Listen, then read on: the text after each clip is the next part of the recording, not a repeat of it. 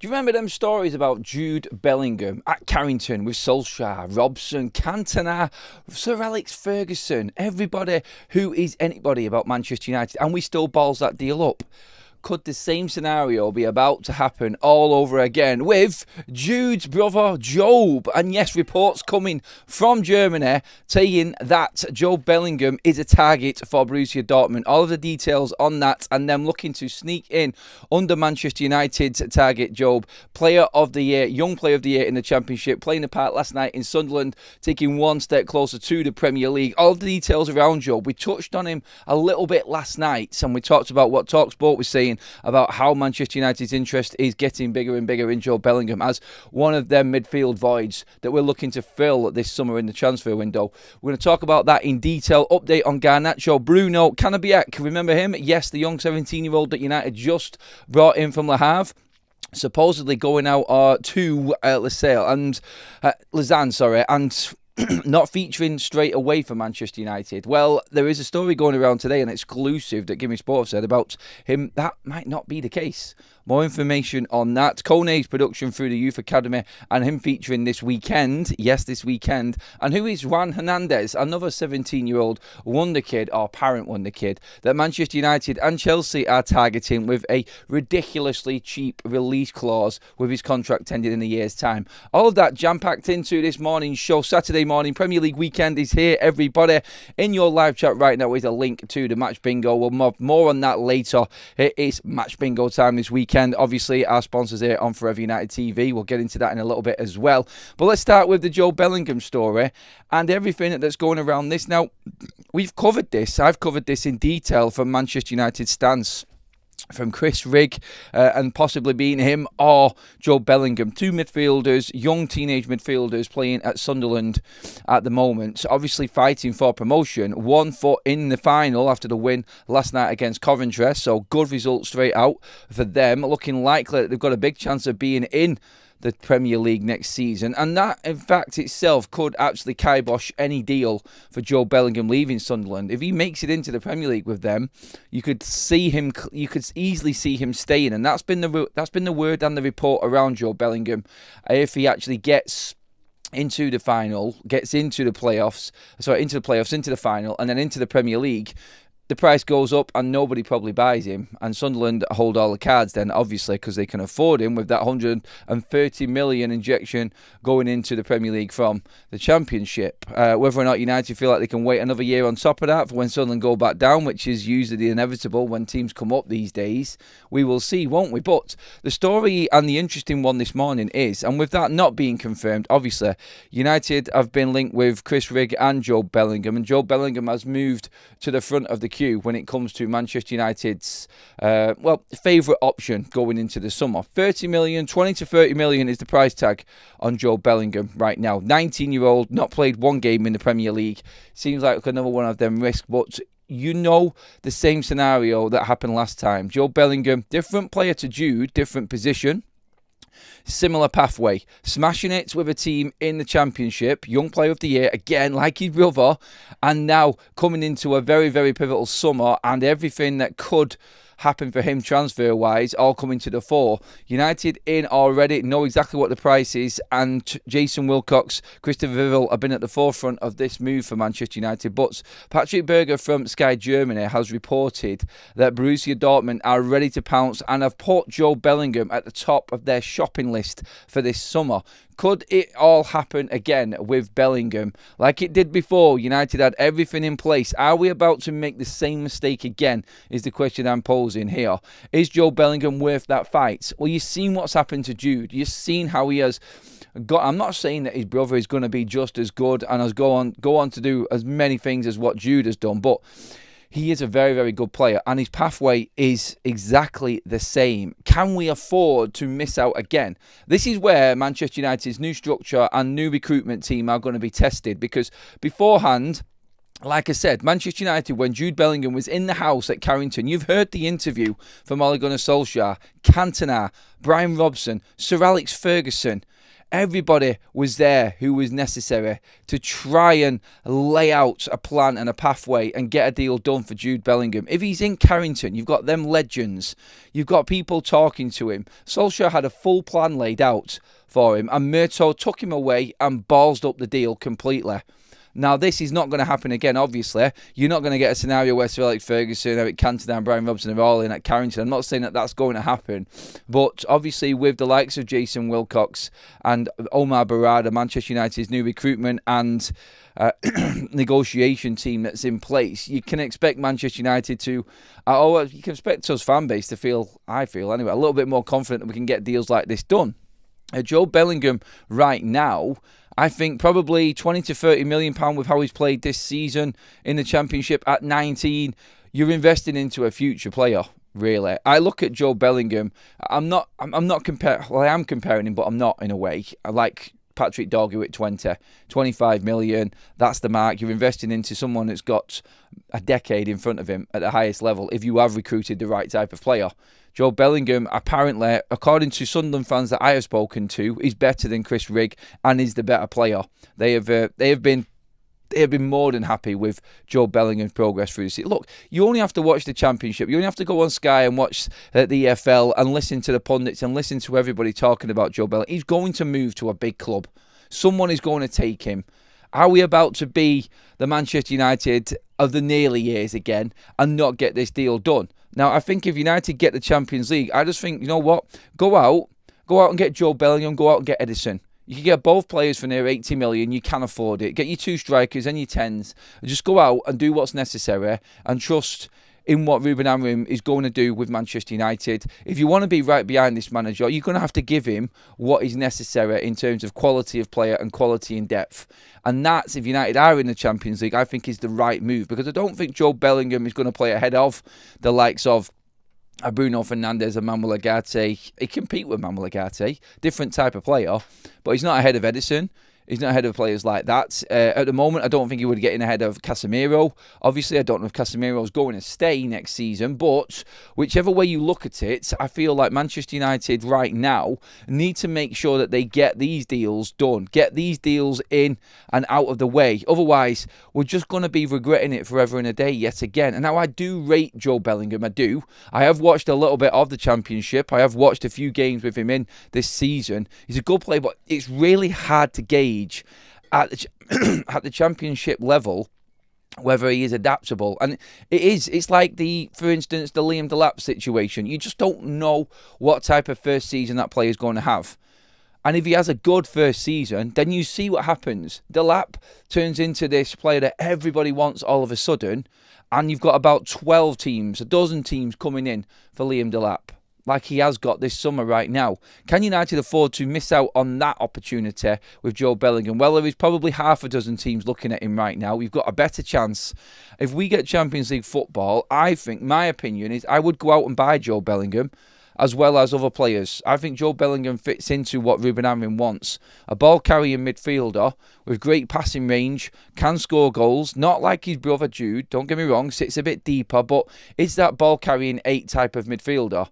And I think that's what Manchester United need. At 19, again, it's the same age as Sekou Kone, who we are talking about, who's possibly going to be getting his debut, possibly tomorrow against West Ham.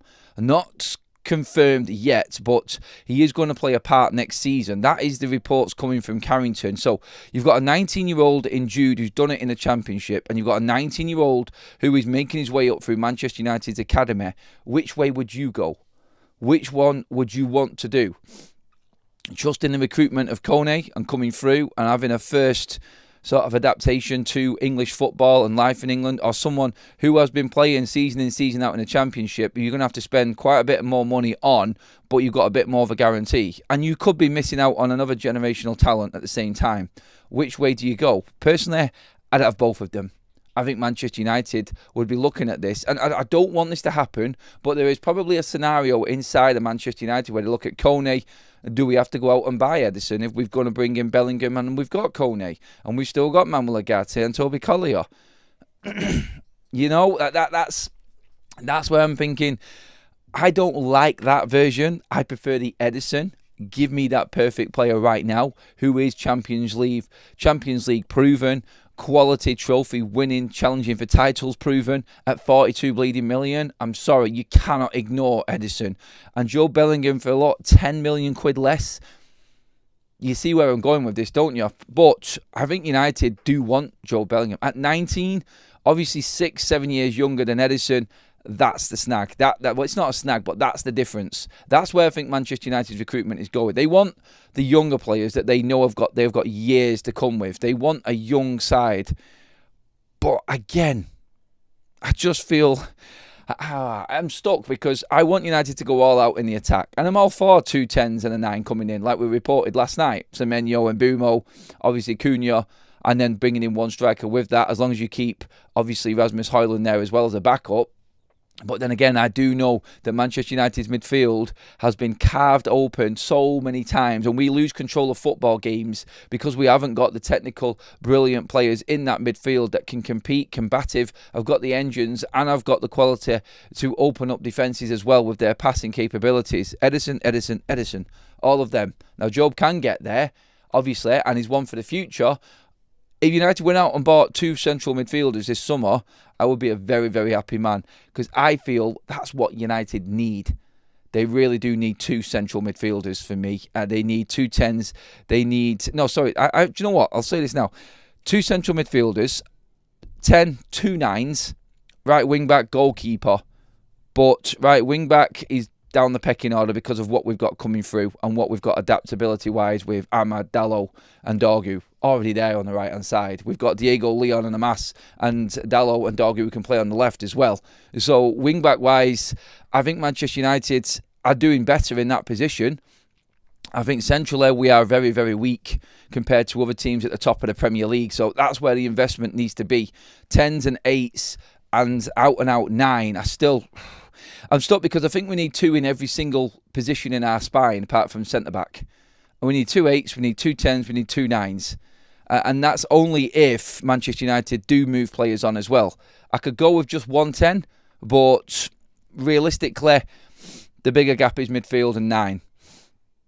Especially now because I'm counting Cunha in on that as well already. Let's get into some comments as well. Super chat straight in from Roz says, for me, it is still about clearing off the bad contracts from the previous regime. The more youngsters that are ready from our academy and the more players that come in ready to go, the more we sell. I mean, yeah, it is going to come down to what leaves and who leaves Manchester United. It is... like combination of youth and experience, I think, is key. And I think you buy in the experience. You cannot, obviously, go out and spend loads of money on inexperience. We've tried this before. And that's the biggest concern that I've picked up in every single show or every single Man United fan I've spoken to outside Old Trafford or anywhere out on the street. It is like that mix. You cannot go out and buy inexperience. You have to buy experience this summer. By that I mean prioritise players that are ready. The younger players coming through, unless you are 100% certain that that player is worth that investment and that money, and that comes down to the recruitment. And like I've said before, give Ineos 2 or 3 years in this recruitment process, and if them players are not coming through, then everybody goes in on them, because that's where United would have wasted money. But you need to give that time to settle in to see if it does come to the fore and actually does work for Manchester United. So that's where I see it. But this summer alone, if you're looking at one transfer window, the priority needs to be ready-made for starting 11 players. Whether that is 2 midfielders, a 10 and a 9 or not, that's my area. I still would prefer Tom Heaton in goal to bleeding Andre Onana, and I would take a season with Tom Heaton in goal over Andre Onana personally. But look, I think United do need a goalkeeper. And maybe if Milinkovic-Savic does come in on the cheap, that would be Manchester United's number 1. The goalkeeping situation, I think, will take care of itself in the summer. We'll see. Ant says, you must have a combination of both young talent and proven quality experienced players. Even the class of 92 wouldn't have made it without the experience around them. And that's the concern of bringing Man United Academy players through. Bring them through, give them a chance, yes, but look what they're playing with. They're not exactly playing with will-beaten players who are on the top of their game like the class of 92 or other youngsters that have come through Man United's academy, are they? They're not. So that's the difference. You cannot just bring them in and expect them to do exactly the same thing. and the blend has to be right. Again, this is why I think Ruben Amorim is talking about the importance of this window. This is where we set the foundation for windows to come. This is the benchmark summer where Manchester United set their standards and go out and buy players that you can clearly see are needed and can still serve United for years to come. And that's that blend of youth and experience, but not wasting money is the biggest thing in all of this. And I think that's where Ruben's at. And I think Ineos know this. Sir Jim Ratcliffe said the same thing. Now that the team's in place, it's all about recruitment. That is the only way United survive. They have to spend well and not waste money, because this is what we're trying to recover now, with people losing their jobs and players losing out, players not getting the contracts. Look, I don't think any player really, apart from the obvious, deserves new contracts at Manchester United, but we're having to cut serious corners like no other football club right now because of all of our recruitment errors from the past. Jobe Bellingham is more technical than Edison. Actually, Maxi Araujo, a centre midfielder Amorim brought from Tulkar for Sporting, is better than Edison. Don't let YouTube highlight videos fool you. I disagree on both.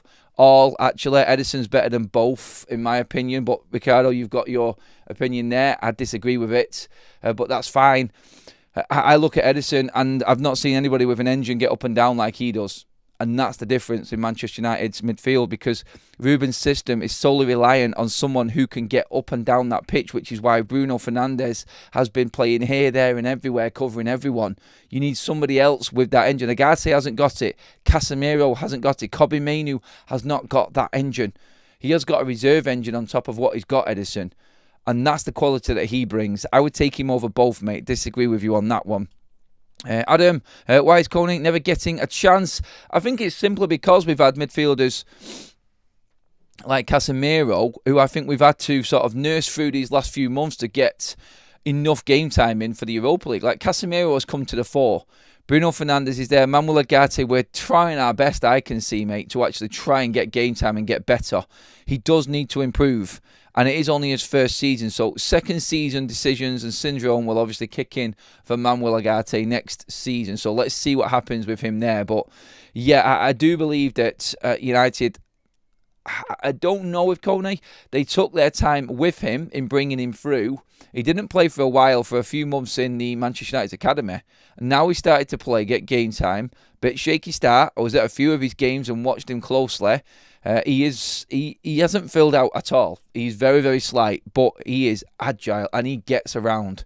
He does. He's deceptively strong as well and does have quality on the ball in possession. And he is starting to play really well and adding a few goals to his game. So I think it's just been a balance. And when I talk about Manchester United's recruitment, when I talk about what Vivel does and the pathways that he builds, and I said this in the summer, this is what Manchester United have done. They've brought a player in and they've not just gone, bang, get in there you go. They've looked after him. They've made sure that he's felt at home, comfortable, and brought him through gradually. They did the same with Chido. He didn't play straight away because he had no pre-season. They eased them in. And now look at both of these players. All of a sudden, really happy at Manchester United, playing regular football in the academy and knocking on the door of Manchester United's first team. And that, I think, is why I feel a bit more confident in the younger lads coming through these days, because we have got a different structure in place which is helping these players come through. And the players that aren't going to make it, sadly, they're going to get that big fat chop and be sent on their way. Because United haven't got time to have players just hanging around Carrington doing absolutely nothing. There are several of them. And you watch how many academy players Manchester United release or sell this summer. Just watch how many go, because it's going to be big. There's no messing around this summer for Manchester United. Like I said, they cannot make mistakes. And again, that falls into the category of academy players that are just lingering around and not doing anything for Manchester United's first team. Because eventually, at the end of the day, when these lads are turning 19 and 20, they need to be providing something for Manchester United. Otherwise, it's pointless going out and scouting them. So yeah, at 16, 17, when we're seeing these players coming through, you're actually expecting them to be knocking on the door at 18 or going out on loan at 18 now. Playing in the under-18s, it's great. Yes, the FA Youth Cup's fantastic, and winning it, it's a big, big prize. Yes, but They need to be providing something for the first team. Otherwise, they'll end up like, and I don't mean to just call out these players, but like the likes of Mava, like Ennis, like Wheatley, these players that just don't offer anything for the first team and then go out on loan and end up having to come back to play Man United's under-21s like Wheatley because they can't get game time at their EFL clubs that they've been loaned to. It just needs completely restructuring, but we have got a lot of under-21 players that will be released this summer for that reason because they're just not going to do it for Manchester United. And we've just been a bit, I think, a bit soft in that area over the last few years and not being a bit more cutthroat is what I'm saying. Okay, let's get into some more comments on everything going on. Talk to me about Jobe Bellingham as well, everybody. I want to know what you feel regarding him coming in around 30 million. Would that be a good move for you, or would you prefer spending the majority of that money on someone like Edison? Bearing in mind the price tags at the moment, from what's being reported, Jobe Bellingham 30 million, Edison 42. Now, the one thing that holds up for Jobe, like I said, is his age. Now, that, I think, is something that is, I think that's what's holding up Jobe Bellingham over Edison, possibly. But you tell me in the chat. Anthony L just renewed his membership. Thank you, buddy.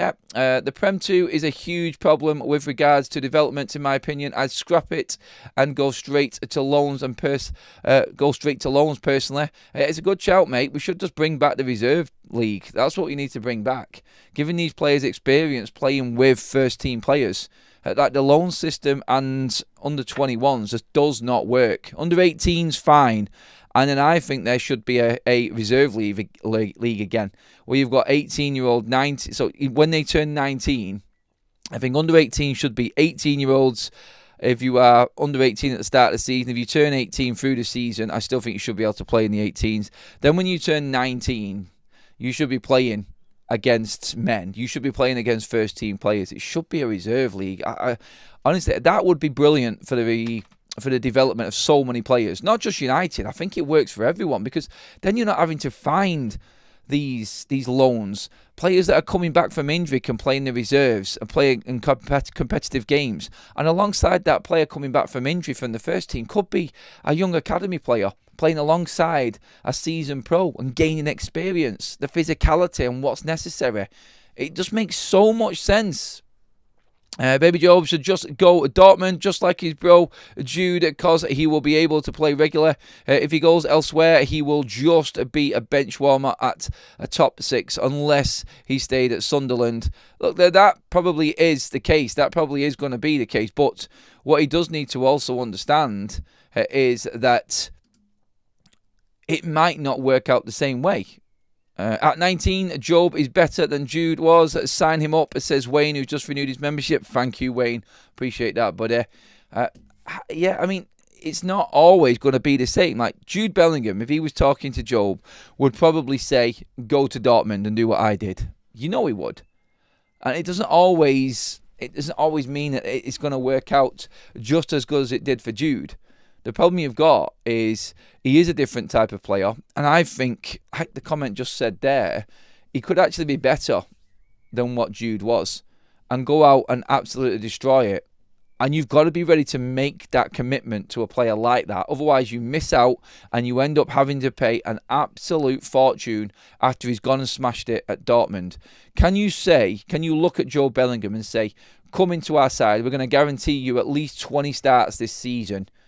That's what you're going to get at Manchester United in a Champions League and Premier League challenging season. Say Premier League, you know what I mean? Trying to be up there competing with everybody. Not going to win it, obviously, but that's what you can offer Jobe Bellingham. I think we can easily fit that in to what Manchester United are looking at.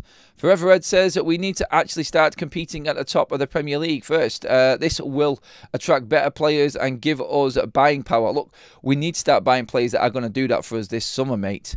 And the only way you compete is by having better players. So, yeah, you got it right. A little bit back to front for me, buddy, because we need to go out and buy the Edisons, the Gyökereses, the Cunhas of this world to compete now.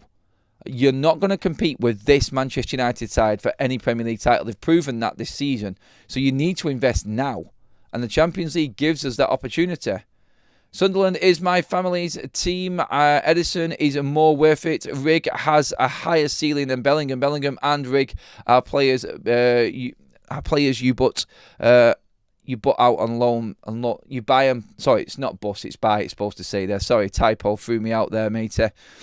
Players that you buy and loan back. Oh, really? I don't think so, mate. Not for 30 million.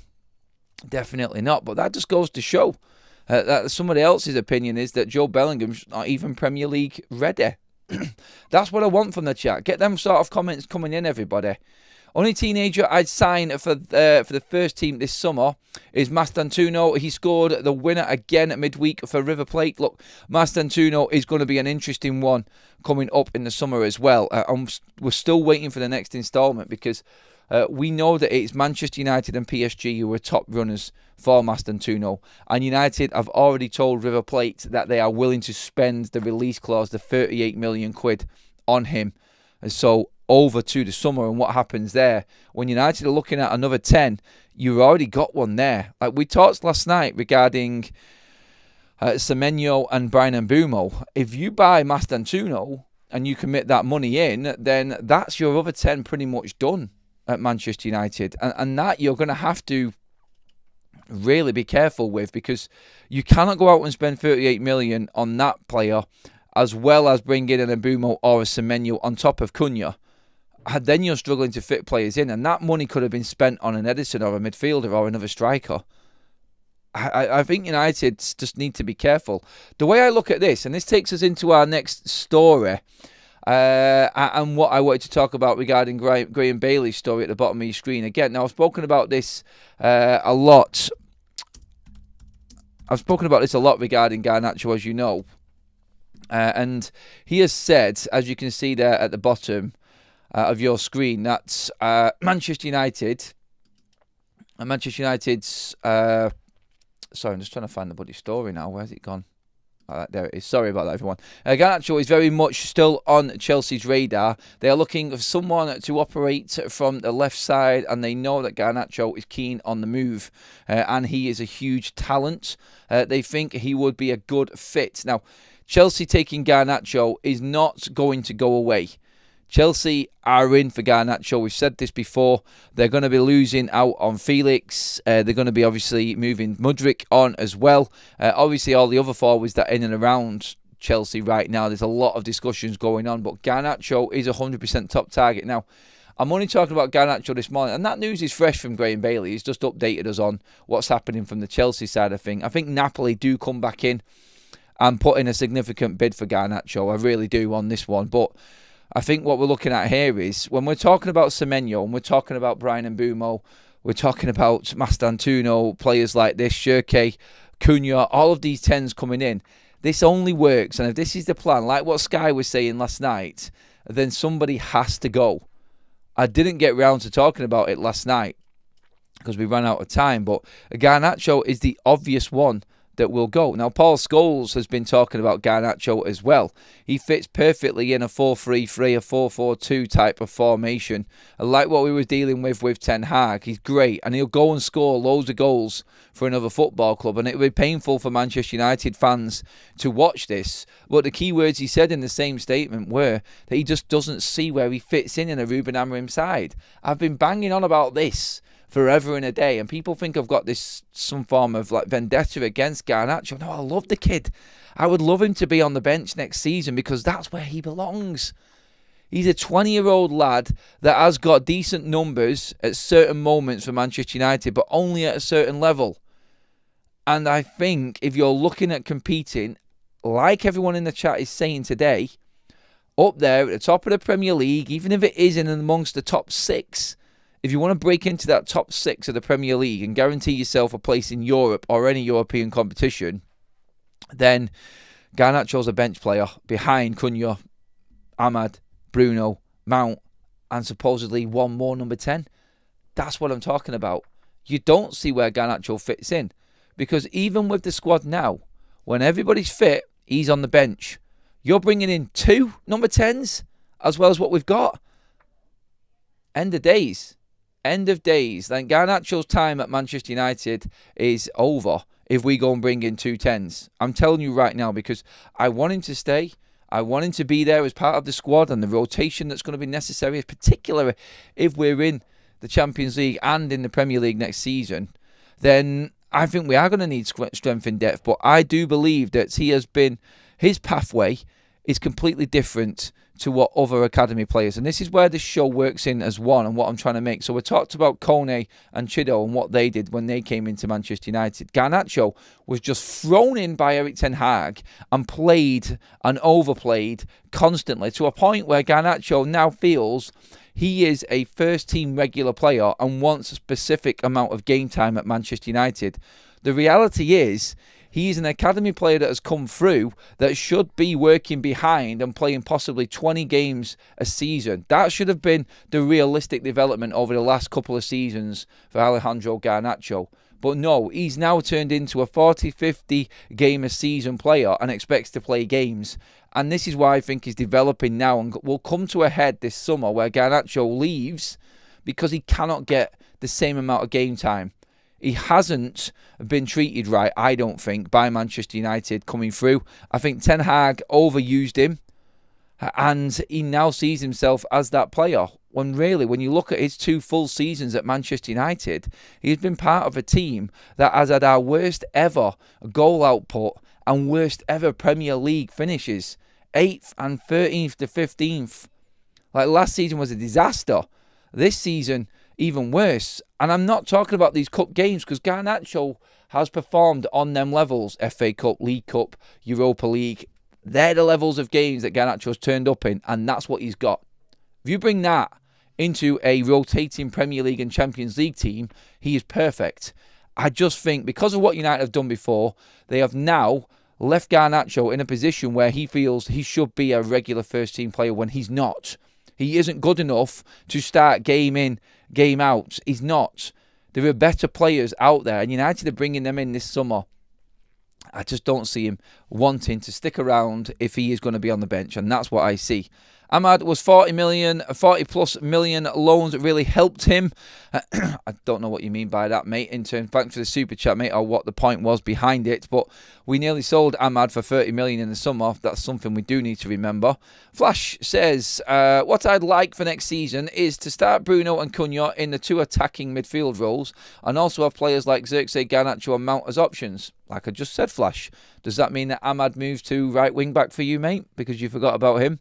Or did you mention him further down? Wait, if Højlund is linked to a move, and we're probably going to use Xerxes as one of the 10s, do we need to sign 2 strikers in this summer? Yeah, we do. We need to sign 2 strikers no matter what, I think. You either keep Højlund or buy 2 strikers. If you keep Højlund and bring in another striker, that's where United need to go.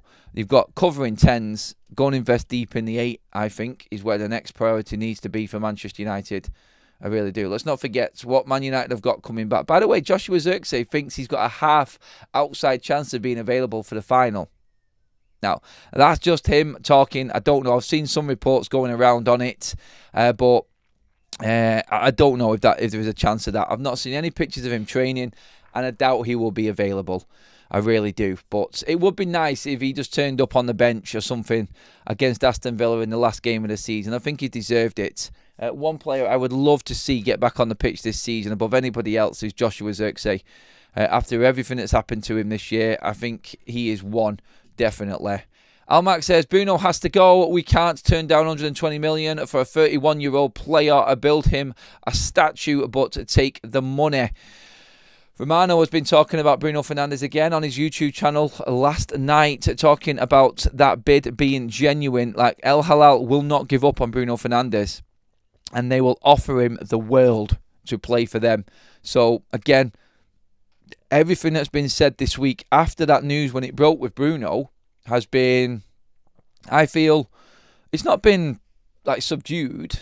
I think it has been like well spoken about. Like Ruben saying we want to build around him. His agent apparently coming out saying it's been rejected, but we're still going to carry on. So no one's come out and said, no, this is not a chance in hell. Not one person has fully convincingly come out and said that Bruno's not going anywhere. Plenty of stories saying that it's not going to happen and is unlikely to happen, but no one's come out and gone, no. 100% no. I mean, what can Manchester United do to convince Bruno Fernandes? Nothing. He's just signed a new contract. So what Romano says is that El Hilal will continue to push on Bruno Fernandes, and they want him in for the Club World Cup. So stay tuned to Forever United TV over the next couple of weeks, because when that window does open on June 1st, we should be getting some definites regarding that, because I think Bruno Fernandes for El Hilal, they want him in that big competition. That is the first ever Club World Cup that FIFA are hosting. And is a big, big statement for FIFA. I think El Hilal are looking to make a bit of a statement in terms of players that they're going to be fielding in that competition.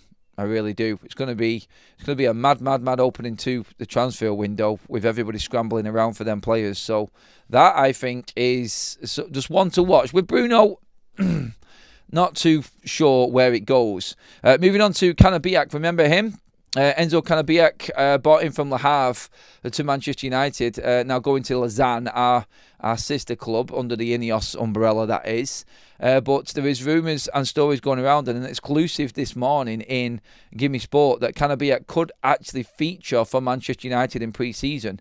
There has currently been meetings at Carrington between United's academy and recruitment team and Ruben Amorim and his first team staff regarding which academy players to take, not just on the loan, not just on the tour to Malaysia, which is straight after the season finishes, but also when they do their American tour, fly out to Sweden. You've got the Fiorentina game at Old Trafford as well for David De Gea coming up. So there are pre-season games, around about 7 pre-season games for Manchester United. So there is meetings going on right now that Canabiac actually could feature in Manchester United's first team over the first and second part of pre-season. So not just going out to Lausanne and being forgotten about, not so much forgotten about, but obviously given the first team game time over in Switzerland, but he could actually feature for Manchester United, this report says, in the upcoming games in pre-season. So yeah, that's one to keep an eye on as well, regarding Canabiac, the young, who I call the next Mbappe.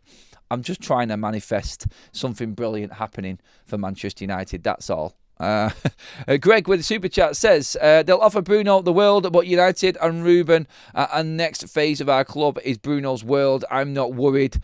I personally, I've said it all along, I don't see Bruno leaving, but the wages, over £1 million a week in wages.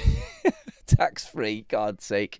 It is ridiculous, isn't it? It is. It's not fair. And it's a different world, is what it is. But we'll see. Romano said that El Hilal are going to continue to push on Bruno Fernandes, and we will see, obviously. Zubimendi got an here we go to Arsenal. I didn't see that one. Someone just popped that in the chat there. Let me just have a quick nosy on at that, just to make sure.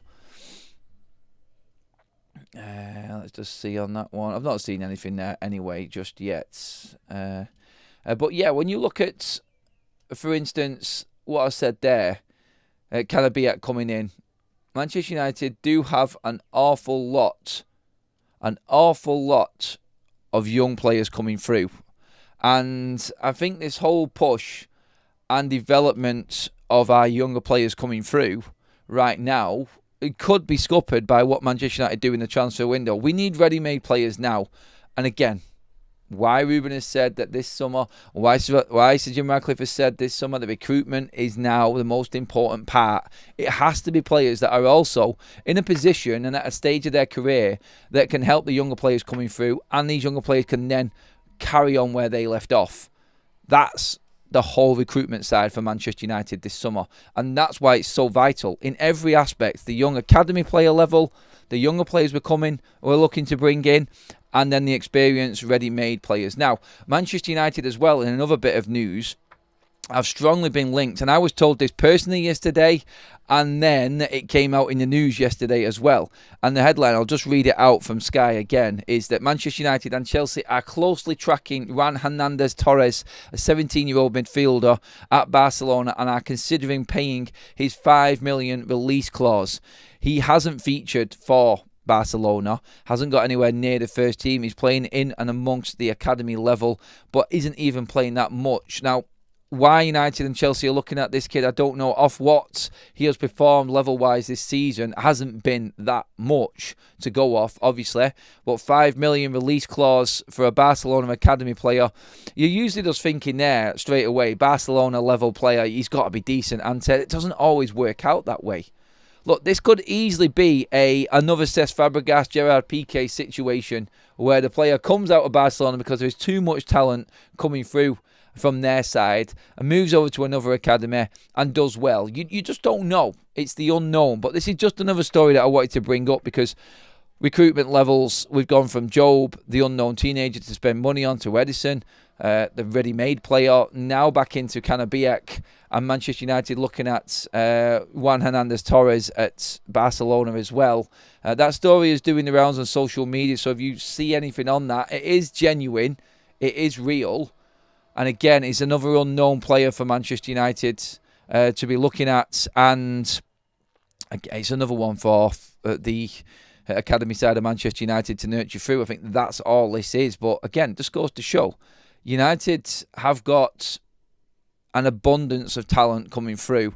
And it's whether or not we're going to see that talent because of the recruitment and what we're doing now. So many players are probably going to be brought in.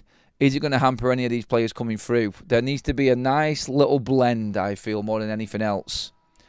I'm not against selling anyone at this club except Delit, Yoro, Mainu, Agate and Ahmad, says Grayson. Tomo in Thailand. If the Saudis offer 150 million, Radcliffe will sell. If they keep upping that price, then United have to take serious consideration to selling Bruno Fernandes. Even I, who everybody knows is Bruno's biggest fan. If that bid is genuine and they have come in and said that Bruno Fernandes, we want to take for 120 million, well, he's 30, going into 31 next season, you have to take that money. I don't want to sell him, but I get the whole side of selling Bruno Fernandes. And that, I think, it makes complete business sense. You cannot ignore them numbers. You cannot. That is redeveloping a whole front line for Manchester United in one player. Now, Man United without Bruno Fernandes are crap, but we cannot be building our next 5 years around Bruno Fernandes. It's another 2 years and Bruno starts to be fizzed out anyway. Do you want to rely on Bruno for the next 2 years and not take this money now and build a whole new squad with it? And then just work with Bruno for 2 years, and then in another 2 years he's gone, and then that opportunity's gone as well. And you're left with nobody then replacing Bruno Fernandes. I feel like United are hoping to have replaced Bruno within the next 2 years. I don't think they expected this bid to come in, which is why it's got everybody stumped and like second-guessing themselves whether it's the right decision to make or not. Like I keep toing and froing with this all the time. But then all of a sudden I'll sit there and I'll listen to some comments there, and it's like people will trigger my mindset. It's like, you cannot ignore 120 million for a 31-year-old. And I'm like, no, you can't. You cannot. And United's financial predicament, Bruno Fernandes has been a legend on the pitch and will be a legend off it if we sold him for 120 million. For what that man has done and achieved at Manchester United in our worst ever spell in Premier League history, and then to get 120 million for this club at the end of it, he will go down as a Manchester United legend, without a doubt, Bruno Fernandes. On and off the pitch, this guy is a leader. And I don't care what anybody else says. But money talks. Money talks. And Bruno, I think, oh, God, it's difficult, isn't it? It really is. And let's not forget what United are saving on wages. 120 million for Bruno and 20 million a year in wages near enough off the books. That's a couple of summers. That's a couple of summers for Manchester United. United would end up probably turning a profit this summer if we saw Bruno Fernandes for that money, along with everything else that's going on, like what we spoke about last night, Rashford, Sancho and Antony. It's ludicrous. Bruno is holding back United. Nobody's bigger. No, he's not. No, Bruno, Adrian, is not holding United back. Bruno is pushing United forward. That's a poor look on it to me. That's just like jumping straight in and not thinking about it for me. That it's not. He's never held United back. He has been the one shining light for Manchester United. We're only talking about this now because someone suddenly has come in with 120 million and that's where the debate has gone. That's all it is. He's not holding United back one bit. He holds the standard of what a player should be at Manchester United. And I'll argue against anybody on Bruno Fernandes on that point. Adam, Scholes retired and came back to help us win the league. Bruno is a player that will still be fit in 5 years. Yeah, he will, and that's what you've got to decide. You've got to decide on that. In 5 years, Bruno Fernandes can still be doing this job for Manchester United. But is it worth bringing in 2 or 3 players for selling Bruno Fernandes that are going to last another decade? That's the question and the forward planning that you need to be thinking about when discussing Bruno Fernandes, I think, more than anything. It's quite ironic. Our best player could be the key to see us rise from the ashes. Ineos, unfortunately, will be selling our captain, who, for me, has hit legendary status at United. I agree with that one, mate. I do agree with that one. Look, it is a match day weekend as well, everybody. Saturday is here. Thank God the weekend is here. The weather is going to be glorious, by the way, in Manchester. I don't know what it's like where you are, but really looking forward to it. But yes, we are... We are running our match day bingo as well. All weekend match bingo is running here on Forever United TV, not just the United games. Click on the link in the live chat right now or scan the QR code on your screen. Play the game by downloading the app. Deposit £5, and as a new customer right now, you get another £10. It's £2 a card. Match events for any Premier League game this season. Throw-ins, goals, crossbars, anything can happen. If you get 5 in a row, you win 25 quid. Another 25 for another row. And then if you get the jackpot, upwards of 300 quid per Premier League game this weekend, everybody. Join the few other people that have already won big last month on Forever United TV as well on Match Bingo. Download that app. Link in the description, everybody. It is a fantastic game. It's dead easy to play, and you are missing out if you haven't downloaded it already. So many people, and people actually in our chat right now that have actually won on this game already, including myself as well. So yes, thank you again, Match Bingo. Match day sponsors running that all weekend, everybody. So please do get involved in it. It helps the channel as well. It helps us grow, and obviously it gives you a great opportunity to win some money back yourself. So yeah, brilliant sponsor and brilliant setup. Thank you again, partners on Forever United TV Match Bingo on our match weekend. Get at it, everybody, please. All right, last few comments coming in. Actually, just to round off what we talked about, Jobe Bellingham, massive and top target for Borussia Dortmund. Are United, with one of their targets, about to get hit again with the Borussia Dortmund effect, and Jude Bellingham Part 2 being Jobe Bellingham happening all over again. We will see, but reports from Sky Germany are saying that Jobe Bellingham is now Dortmund's top target. They want to do it all over again. Can we let that happen? That's the question we're asking, obviously, as well. Garnacho to Chelsea is back on again in terms of talks. We're talking about that today. Bruno Fernandes is not off, according to Romano. They're going to try Al Hilal to get that deal done. Should we just cash in? Get your comments in on that as well, everybody.